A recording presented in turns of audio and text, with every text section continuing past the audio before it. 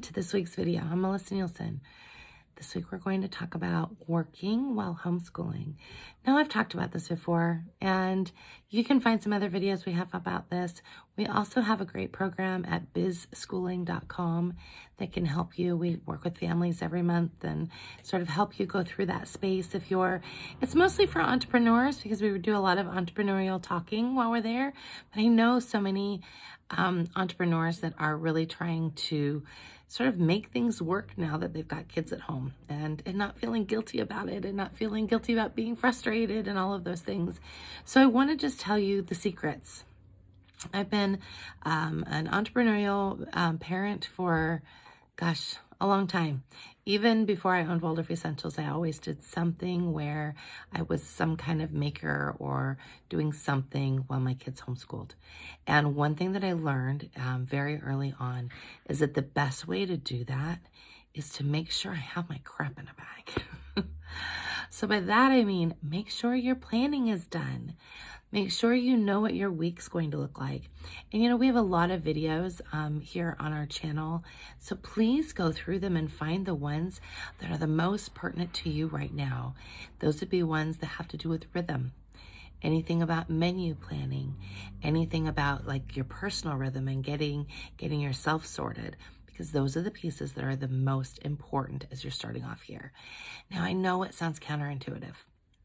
I know you're thinking to yourself, I've just got to figure out where I'm getting the work in, and I don't want to feel guilty, and I want to make sure I spend time with my child, all those things, right?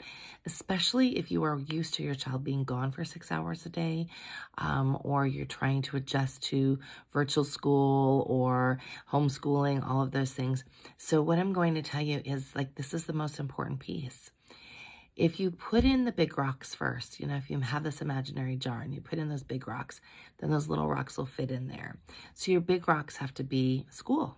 That has to be, that's what you have stewardship over now. You have stewardship over school and working, all of those things, right? But in order to really be able to focus on your work, you have to have school in order.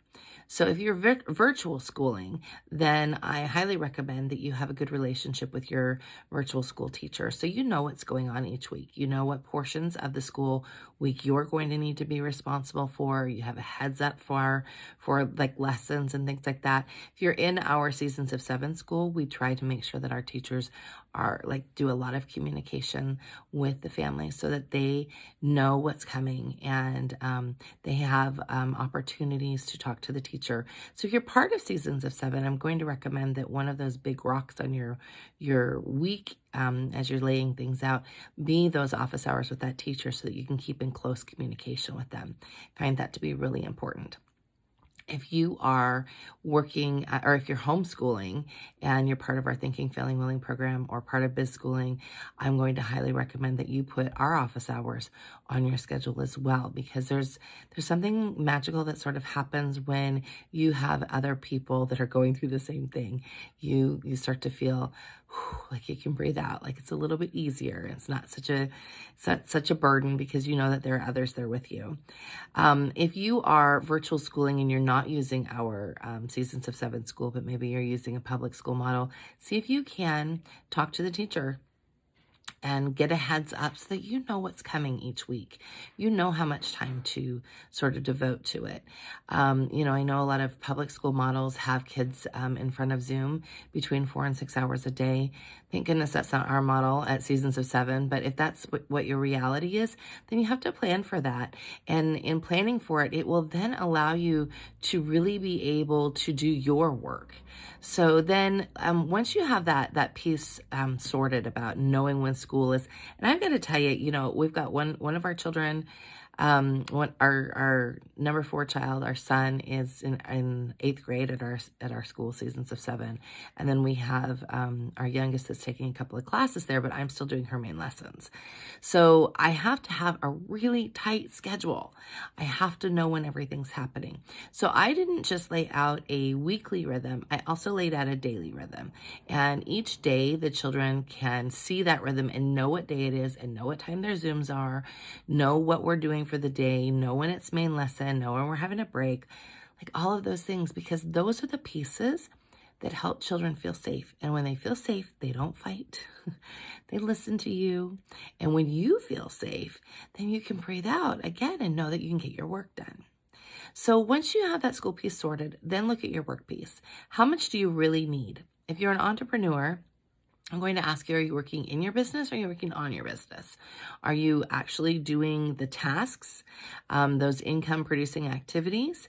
Is it time for you to hire a VA if you don't already have one? And if you do have one, what things can your VA be doing so that you are really only working on those income producing activities when it's your time to work?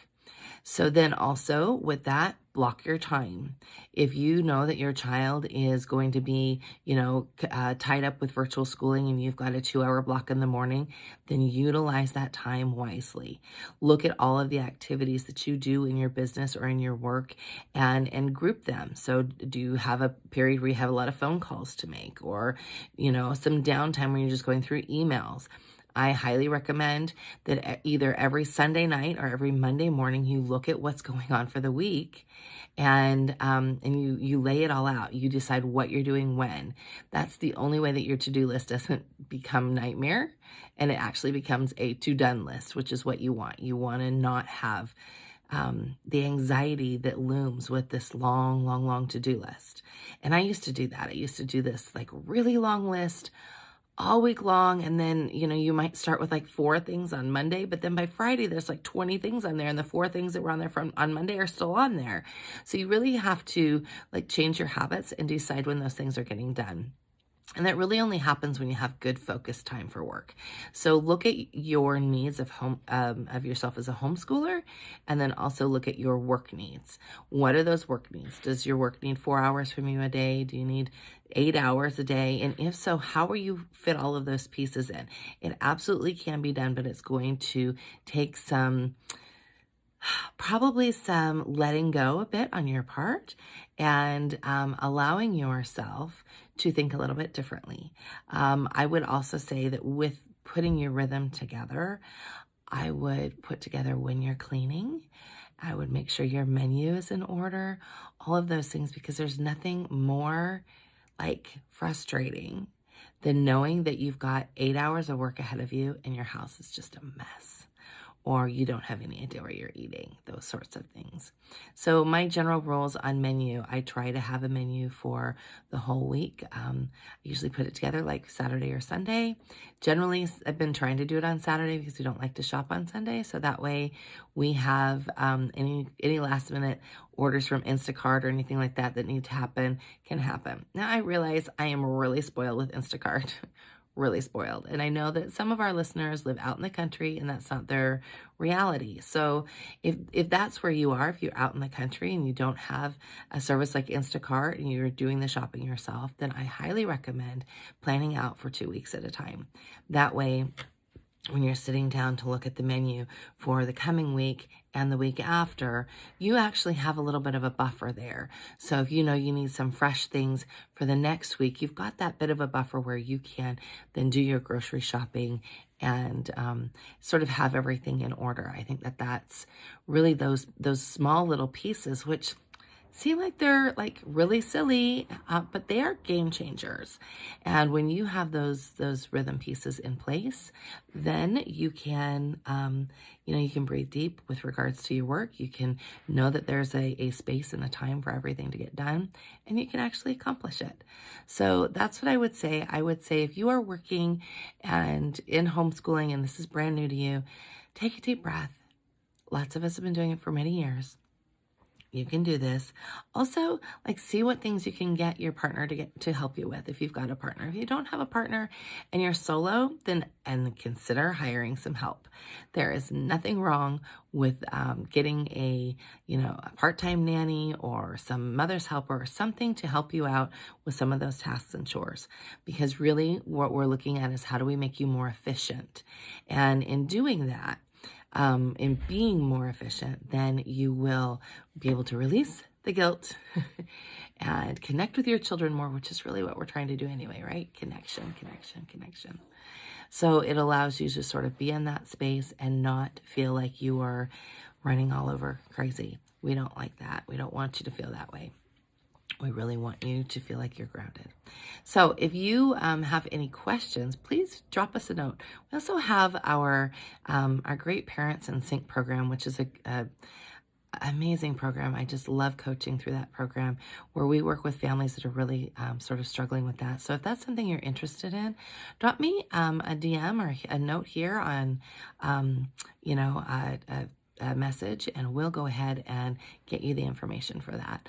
I think that it's supremely helpful for many families to really be able to be on the same page and sort of get through those pieces.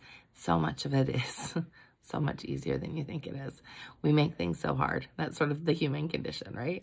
So anyway, I hope you have a good week, and I hope this has been helpful to you. We'll see you later. Bye.